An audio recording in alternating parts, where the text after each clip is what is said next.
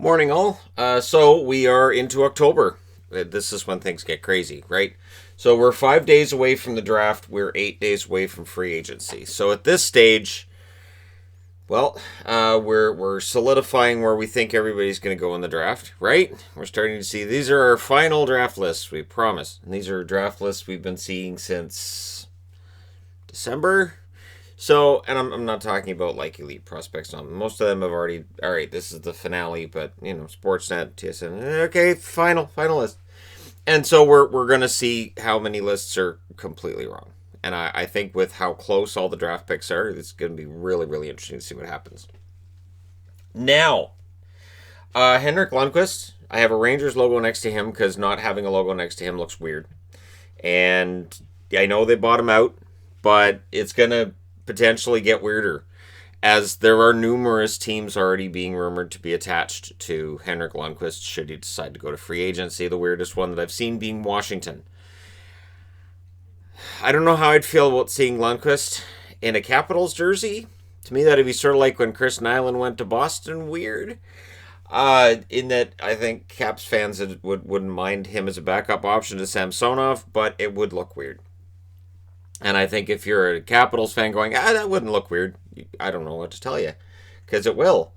We'll see what happens there. Now, the Patrik Laine discussions, and I've been I can't see him getting traded. I can't see it happening. But Elliot Friedman's reporting that, and Elliot Friedman definitely has his sources because he's on this board a few times. He's being reported elsewhere on numerous matters because he knows what's going on. Laine apparently wants a guarantee he's going to be in Mark Scheifele's line. You can't guarantee that you're going to be on somebody's line. That's not really how that works. And I think when you look at the Tampa Bay Lightning and how they won the Stanley Cup, has Palat ever held a gun to anybody's? Kucherov, has he ever? No.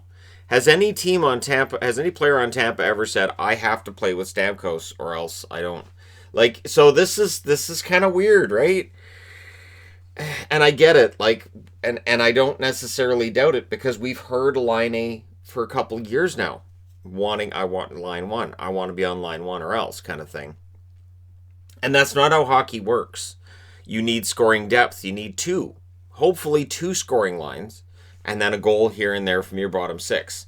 But you need to have two lines going. So, to Laine, my answer to that would be, look, we're trying to build a really solid top six. We're trying to fix the number 2 center spot.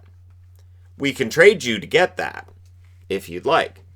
So, yeah, honestly, that could lead Kevin Cheveldayoff to saying, I can't guarantee you a spot on the top line. It is such a bizarre request or demand. So, we'll see whether or not that happens with Laine. And I think it would be a shame if the Jets end up being kind of forced to trade Laine out of principle. And I don't mind that. I really don't. Because, again, let's say they give it to him. Let's say they go, yep, we guarantee you'll be on the first line. And then in the first 10 games next season, he has 1 goal. And the one thing that is the problem on that first line is Laine. And it's happened before in his career. He had a very good year this past year. The year before, he would have extended periods of not getting goals and not looking very good out there. Does that mean it's guaranteed throughout an entire season? Does that mean you're never going to move me off that top line no matter what? What happens if Scheifele gets hurt? So, it's an interesting question. We'll see what happens with Laine. Because clearly, at this stage, since this is leaking out, maybe Winnipeg is looking at moving him.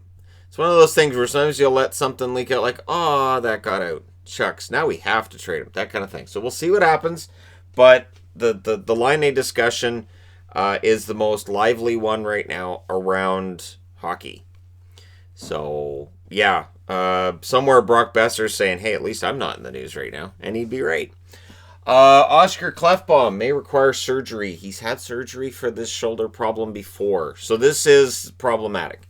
The Edmonton Oilers got taken out in the playoff round, or play-in round before the first round of the playoffs, by Chicago. And a big part of how Chicago got it done is that Edmonton's blue line looked passive. Didn't look very good.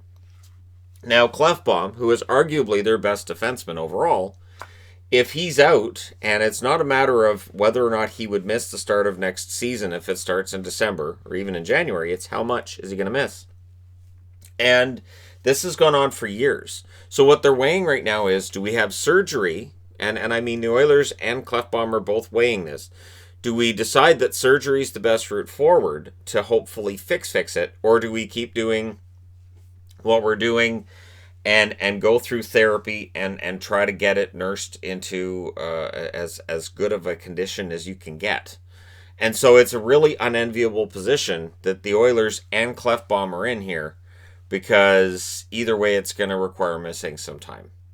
And they're trying to decide, do we want to make it long-term or short-term? The other problem is, this is an Oilers team that was already looking at upgrading their goaltending and their blue line.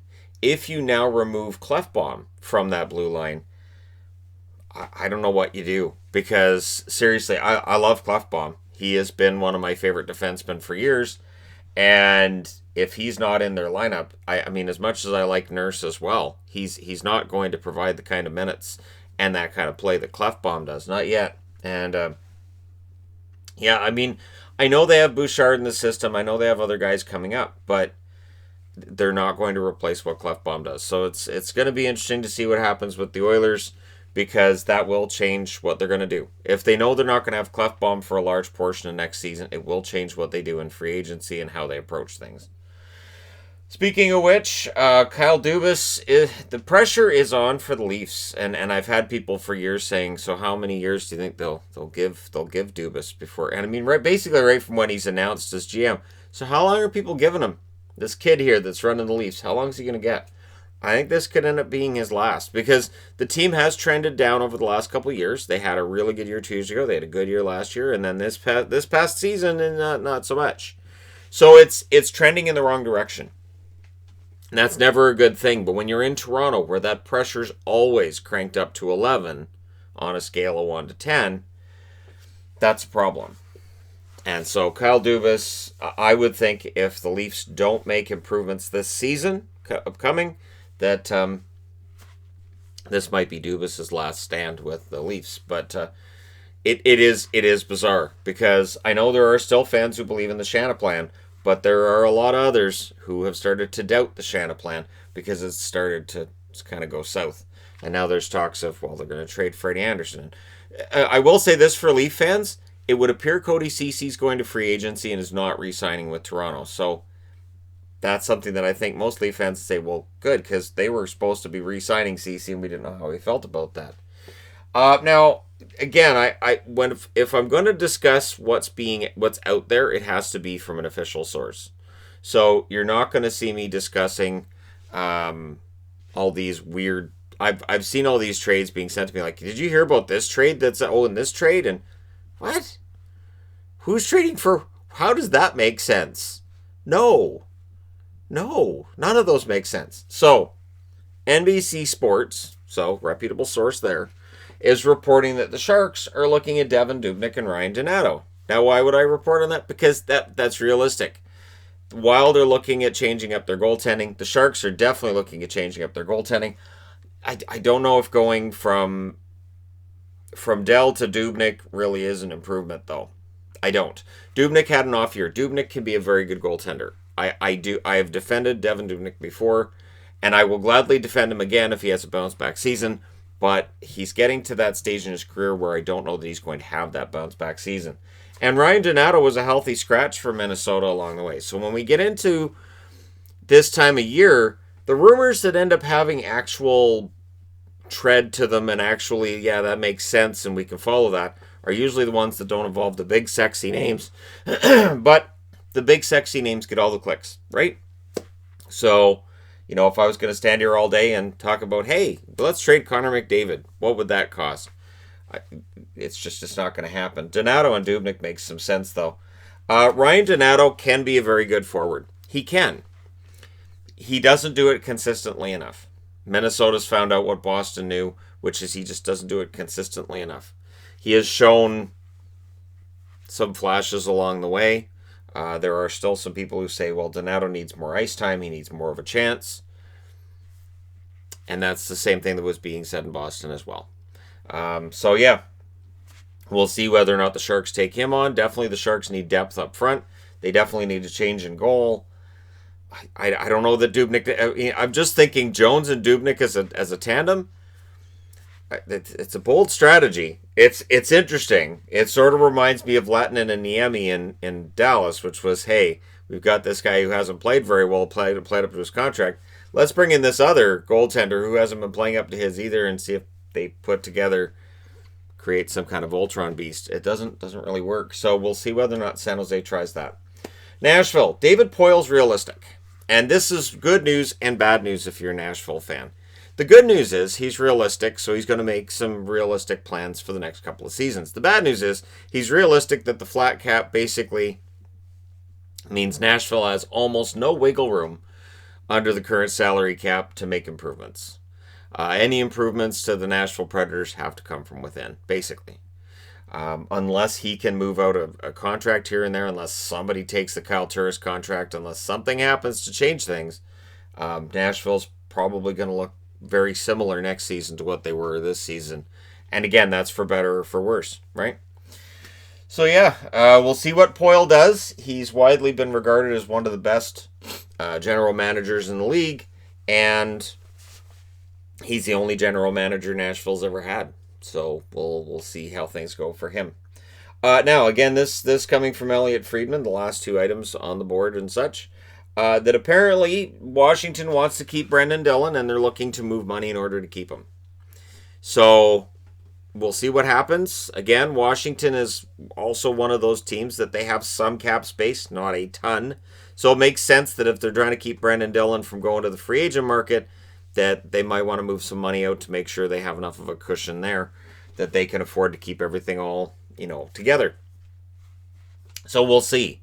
And definitely Washington's blue line is an area of concern if they let these guys go to free agency and they don't replenish their ranks on the blue line. So if they can avoid losing Dillon, I think that's a benefit. But I'm a Brendan Dillon fan. I have been for many years, and I admit that.